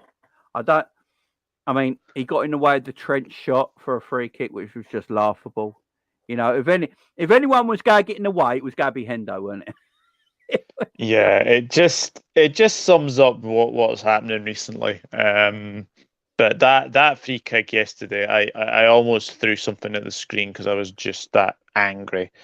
Like, honestly, like, Henderson, we thank you for what you've done. You've been a very, very good servant to Liverpool Football Club. You are probably going to be arguably one of our, most successful captains ever. But his legs have gone. And I think you can quite clearly see that. I think if Milner goes in the summer, which I think we probably expect him to, I expect Henderson to be probably that Milner sort of replacement, where he doesn't play every week, but when he does, I think he will be that sort of James Milner player. I think that's what's going to happen next season. The only problem, I agree in a way, but the only problem is that he's not as versatile as Milner, and that's an issue as well. Yeah. That Milner can play fullback, he can play midfield, Milner can basically do it all. And look, arguably Milner's a better footballer than Henderson as well. So yeah, I think Milner. That's why Milner can still doing it at 37. It's just Liverpool got so much work to do coming up this season. But I don't know if Milner's going to be fair, Doug. I actually don't know if Milner's going to leave. There's been no talk about it. This is the one thing that worries me is when there's been no talk about it. And it's like, and here's Milner's new 1-year deal. Would it shock you? Would it shock you? No, exactly. That's where we are right now. I'm giving Hendo a 2. I don't know about you, Doug, but I'm giving Hendo a 2. I was thinking between a 2 and a 3, so I'd probably say something right along those lines. I'd probably give Milner a 4 because I thought he was better than Hendo. I don't think there's a problem there. I would agree with that. I'm going to move on to the next one. Navigator, they gave a 2. And Navigator. Right. Ooh, I wouldn't have given him a mark. He was shocking. I'm surprised, and I saw a lot of people say this, that he played 20 minutes. I thought he was going to get sent off. I think he's very lucky that he didn't. Yep. I think he's very, very lucky that he didn't get sent off. And I just don't know. Obviously, Klopp did it at half time and took him off, but he's lucky they got a half time, in my opinion. And I don't understand why Keita was playing at all, because Jürgen said that he weren't really match ready, and then he brings him in the team in a game. This is where I'm so I don't understand any of it. In a game, we had to win because As I said, if we beat Palace and beat Wolves in our game now, we're actually level on points for Newcastle before Newcastle play again, and 1 point behind Spurs, right? And then I'd actually make us top 4 favourites from there, right? But not winning that game is a massive problem, and starting Keita in that game is just. And then when he played like a man who doesn't want to be here no more, didn't he? Let's face it. Yeah. He knows. He knows. Go on, Duckle. Just, I've had my say on Keita this morning. I think he's a waste of space, and unfortunately, that was a performance that made me think I don't want him to wear the Liverpool shirt ever again. He looked disinterested. You know what? He was very lucky not to be sent off yesterday. Very, very lucky. I mean, Anfield, whatever piece that is, I've given him a 2. I wouldn't even give him a mark. I think he was shocking. I think he was really, really poor. Honestly, I just want him. I just want him out of the club very, very soon. Yeah, I just do. No, I agree. He's done. Look, after that performance, I don't think we ever see Keita playing for Liverpool again. I think that's Keita's Liverpool career done. I think that game signed and sealed it. Yeah. If Klopp actually brings Keita in the team again this season, I have to really question Klopp then what he's doing, because he's a player. Look, does Keita care if Liverpool finish 8th this season next year? Of course he doesn't. No. This is my rant earlier. I'd rather Bobby Clark played, because at least Bobby Clark's going to play for the badge and play with some passion. Yeah.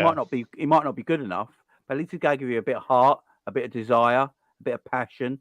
You know what I mean? A Harvey Elliott, all in it. But no, Naby Keita, I'm not even rating Naby. It was a disgusting performance from a professional footballer. Mo Salah got a 5. Don't know how, but he got a 5. Mo, Doug. I don't know what. So the other week with Mo, so I was saying I wouldn't be shocked if the club sold Mo this summer, and I wouldn't be against it either, because I don't feel like he's going to be the Mo that we all know and love from a couple of years ago. I think Mo is slightly digressing a little bit, which is fine. He's going to be 31, I believe. Plus, he's played a lot of years under Jürgen Klopp. We all know Jürgen Klopp ball. He's extremely intense. Training's intense. Everything's intense about it. So, I expect Mo not to be, the Mo he was a few years back. But he had a good game the other week. Even I said, like, if that Mo stays around, if we see that Mo every week, then keep him. But then again today, he literally goes back to the old Mo. Yes, he had a great shot at the crossbar. Mo's always got that in his locker. He's born with that. But he's just not doing enough in games, is he, at the moment? No. And he had a couple of attempts yesterday that basically he basically mishit them. And, if he had Guaita, could have easily just put one glove on that, because it was just so poor. He had one that went wide. I think you had one that hit one of the base of the posts as well. It's just not happening for Mo at the moment, and I think he's now more about the numbers than I think he is about obviously like honours now. I think he's now getting to that sort of a stage of a player. But he's been a fabulous servant, and obviously, highest ever European goal scorer for us. That's something to be proud of as well. To get it in this season as well, especially with what's been happening, is good of him as well. But for me, I'm like you. I wouldn't be too surprised if he gets moved on in the summer. I wouldn't be too surprised. There's talk the PSG want him for 70 odd million. I mean, I think we'd be lucky to get that. I think we'd be very, very lucky to get that. if you got if PSG offered 70 million for Mo in the summer, we have to sell him. Yeah. Because you just have to. You just have to.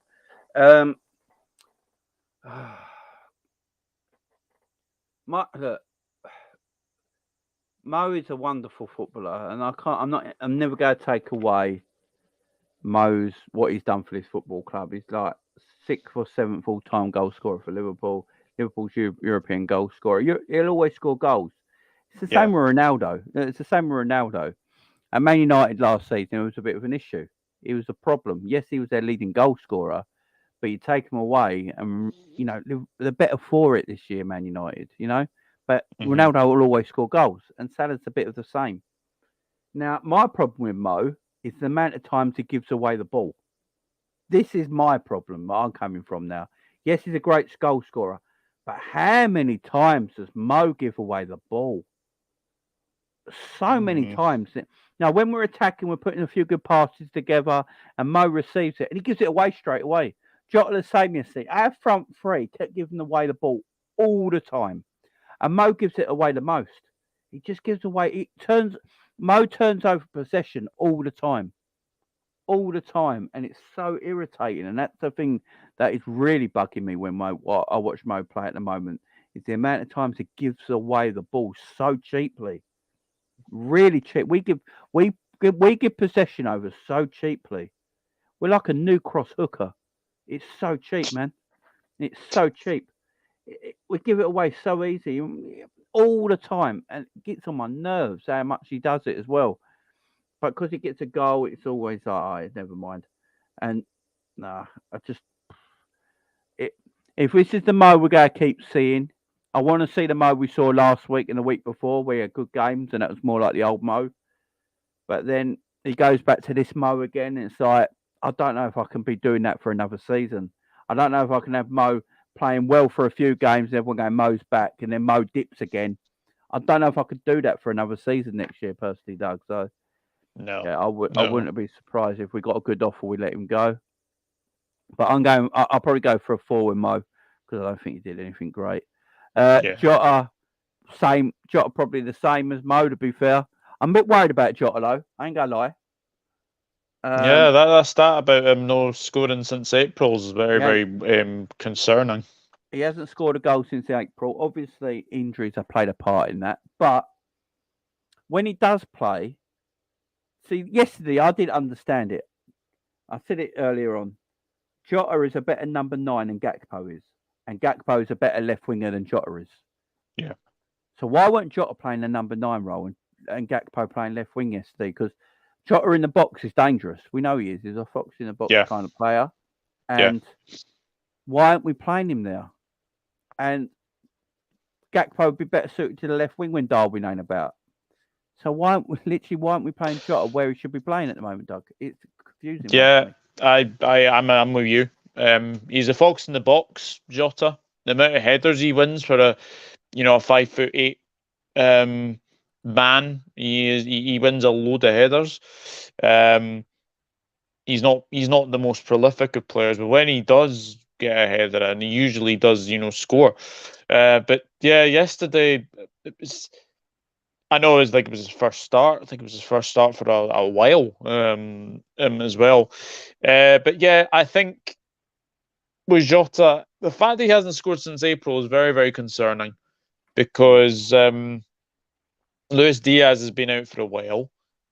And yet, when he potentially comes back, I could easily see him score because he's a bit of the unpredictable, isn't he? Diaz. He is. He's a very, very good player. But yeah, I think this constant thing of playing Gakpo as a number 9, I just don't think it's going to work all season. I think Gakpo, like you say, I think Gakpo is more suited as a left winger. And I would have played Jota. I would have played Jota the number 9 as winning with headers as well. But we badly missed Darwin yesterday. Yeah, that comment says it all about Nunes for toothless. Yeah, 100%. What people might. Darwin is threatening. And defenders are now learning how threatening Darwin is. His athleticism and his pace is just scary. And at the moment, no one's really too scared of Mo or a Jota or a Gakpo because he's new. But Darwin's starting to get attention now because Darwin's a very good footballer. I think people are starting to see Darwin's actually a very good player, and it's starting to come out more. And it just shows when you miss them. Now, when they're not in your team, you actually realise how good of a player that we're missing. And Darwin is that right now. I think Darwin would have hurt Palace yesterday. Well, not have scored, right? But he would have done something that would have hurt him yesterday. And it would have stopped him counter-attacking. You know, we badly miss him. I'm hoping he's fit for the Man United game. I really do, because we're going to need him in that game massively. And he could be the difference, man. He really could be the difference at the moment for us. You know, everyone says who's going to pick up the goals if we sell Mo. Well, I think Darwin, I think Diaz can, I think Darwin can. Jota will still get goals if you play him in the right position. And then Gakpo will get goals as well. So that's why I'm not so worried about Mo going in the summer, because I think can all be replaced. But yeah, Darwin's we miss him badly. But yeah, Mo, Jota, and Gakpo, I'd give them all forwards, to be fair. I'd give them all forwards. I don't think one was better than the other. I mean, Gakpo getting a 5, mad to me when he had that chance that he missed. I mean, that should, I'm not. They should all be 4s. Let's quickly go to the subs. I thought Harvey Elliott. They gave Harvey Elliott man of the match. I can understand why. He came on. He had them 2 really good passes. Then he won that just a little long for Jota. And that one that he sent over to Robbo in the box. And for some reason, Robbo didn't take it down and he headed it on to an offside Bobby. Weird decisions. But yeah, he gave it away a bit earlier. But he came on. What it is with Harvey, he came on and played for the club, played for the badge, played for the shirt. You know, Harvey did more in his little spell than in that second half than Naby did in the first half by a country mile. I know a lot of people ain't fans of Harvey, and that's fine. But, you know, when we got these players, and these are the players we got at the moment, Harvey starts, for me, over Naby every day of the week. Oh, definitely. Every day of the week. Fabinho, how he's got a rating, I don't know. Could have been sent off in 10 minutes. Again, you know, he got a yellow card within 5 minutes, and he made another tackle straight after it. You're like, oh, for goodness sake. Like, how he hasn't been sent off this season, I don't know. He's done. He's literally done. I forgot when we were talking about Naby. I've got to get his picture up. Hang on. I forgot to get Naby's picture up. Where is it? Sorry. When we're talking about Fabinho, I've got to get his picture up. I'll keep forgetting. General Snoke. Tell me that don't look like Fabinho, though. It does. It actually does. It's just Fabinho's dead out here, man. He's literally dead. I mean, he's just done. I love Fab to bits, I really do, but I hate the notion that as well that people keep saying, "I'll get legs around Naby and he play get legs around Fabinho and he plays well." As I keep saying, I don't want my DM to be held up. My DM should have the legs to get about. He shouldn't be supported. So, again, another player I feel will be lucky if he's here next season. I just don't see. 100%. I don't see where Fabinho's going to get anything back to go again next season, and he's only going to be a year older. So I don't see where everyone keeps telling me, "Oh, Fab will be back next season. You watch."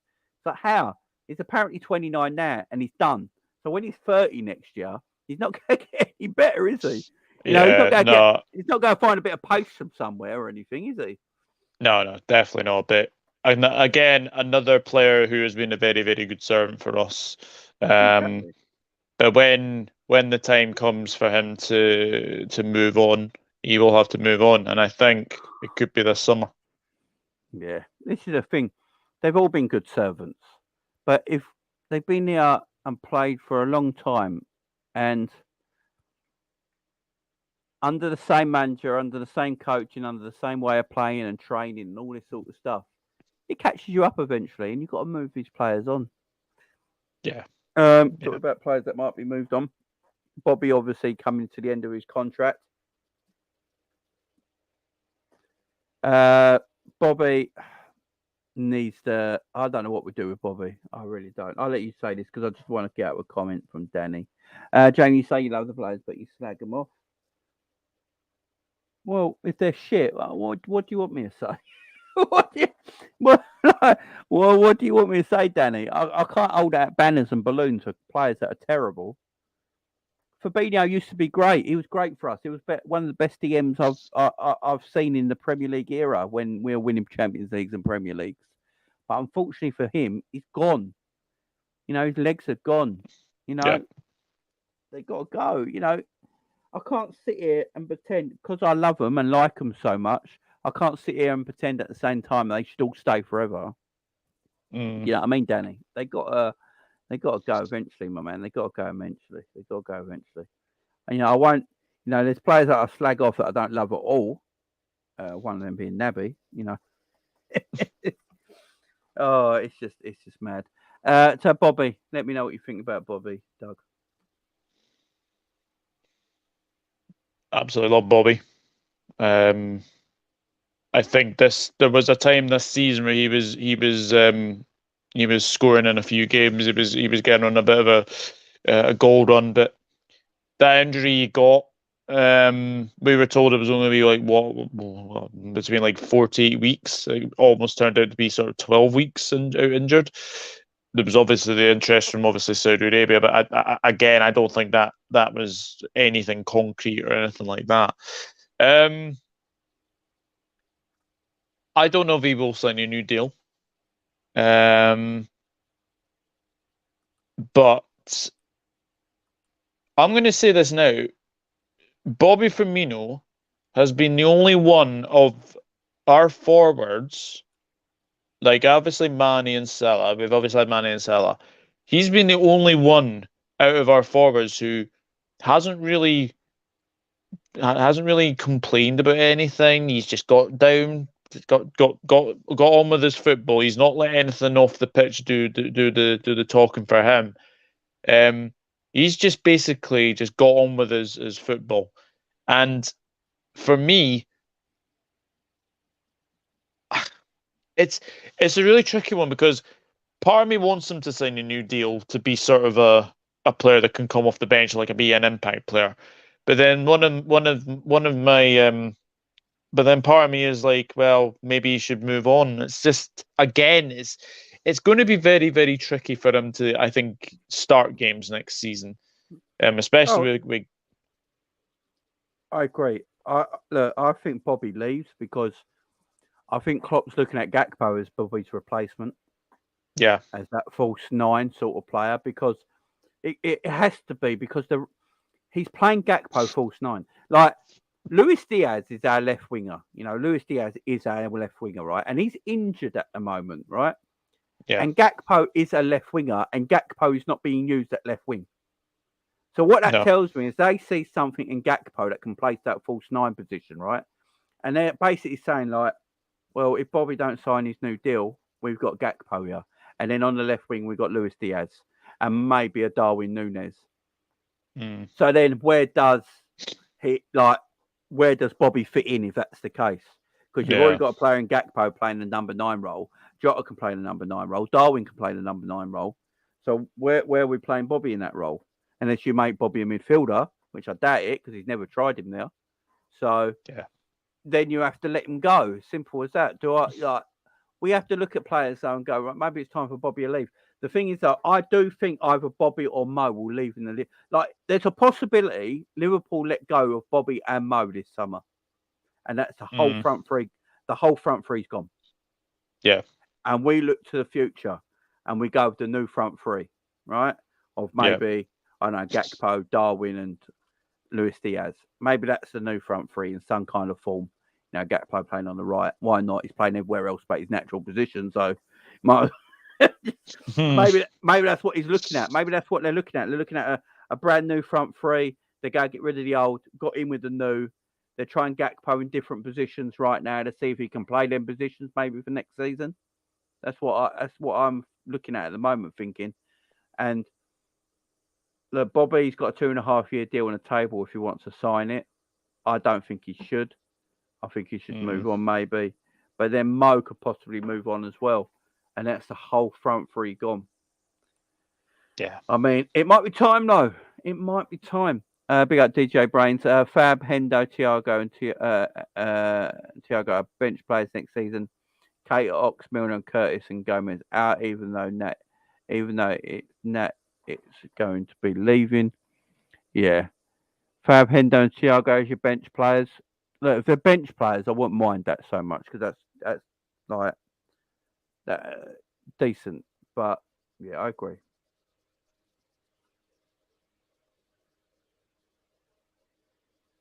Danny says, I agree that Fab has to go and others, but I tend to leave the slagging off to our rivals who are just happy to do it. Each to their own, my friend, each to their own. You do it your way, I'll do it my way. It's all cool. We're all each to our own. Get rid. Stefan Bajcetic, I don't know why he came on. I have no idea why this substitution was made. I don't know why he came on. What was he going to do? Yeah, 6 minutes. 6 minutes. He's going to make an impact. Yeah, right. He's not that kind of impactful player. He's not that player you look at the bench and go, right, I've got 6 minutes left. Let's get Stefan on the pitch. He's not that kind of player. No. I don't think Stefan is a real substitution kind of player. There's some players that are good impact players. So they're not always great starters, but they're great off the bench, like an Origi sort of thing, yeah? Yeah. Stefan's not one of them. You're going to have Stefan in your squad. You're probably there to have him played starting games. He's one of them players that are better starting a game than coming on as a sub to impact a game, especially with 6 minutes to go. Why are you bringing on an 18-year-old kid with 6 minutes to go to try and win you a game when he's a central midfielder and was a centre-back before that? It's a weird... It was a strange substitution. It's hard to rate him in 6 minutes. It is very hard to rate him. I don't know where they found a 5 from and gave Stefan a 5 who played 6 minutes and gave away the ball every single time, and gave Jota a 4 who played 20 minutes. I don't understand the ratings. Yeah, obviously watching a different game to us, Jamie. Yeah, Albert says he brought Stefan on in response to Eze. He was scared we'd lose. I don't know about that. You have players on in a pitch that if he was going to do that, he should have done it a lot earlier. Because didn't Eze come on in the 75th minute mark or something like that? Yeah. So, yeah, if he was going to do that sub, he came on. Yeah, he came on the same time as Bobby and that, didn't he? The 70th minute. So, yeah, that's a weird one to do for 6 minutes. And should have done it when they made that sub. I'm not sure about that one, but yes, it's just cack. It's just utter cack. Klopp, what do we rate Klopp? Oh, big up. I think I read DJ Brains' super chat. Yeah, big. I read that already. What do we go and give Jürgen? What do we go give Jürgen as a sub? As a rating? 3. Yeah, I think that's about fair. That's about fair. I think he got the team horribly wrong yesterday. I like that he obviously rested Bajcetic. I think he has needed a rest. He has been very, very good recently, Bajcetic. But to see the midfield of Naby, Milner, and Hendo in 2023, I didn't think we would see that ever again. And it's just shocking. It really, really is. You had Gakpo false 9 to Jota when Jota should have been in the middle. It's just poor.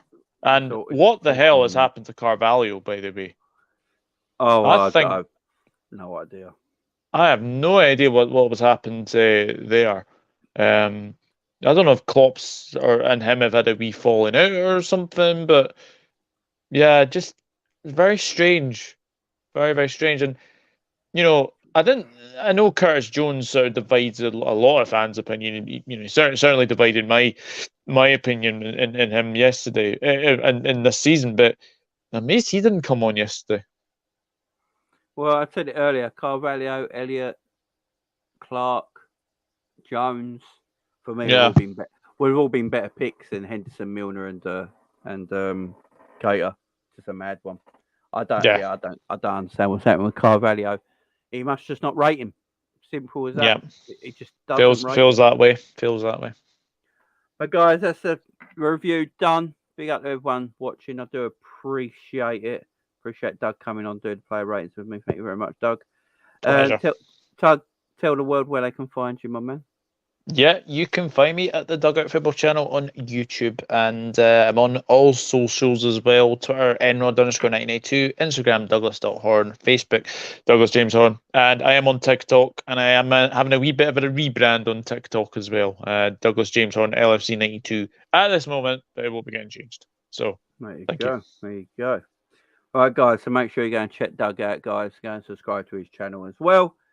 Until tomorrow, guys, I'll be back tomorrow afternoon with the Monday afternoon show. Big up to everyone. Thank you very much for joining me. Enjoy the rest of the football today. See you later on.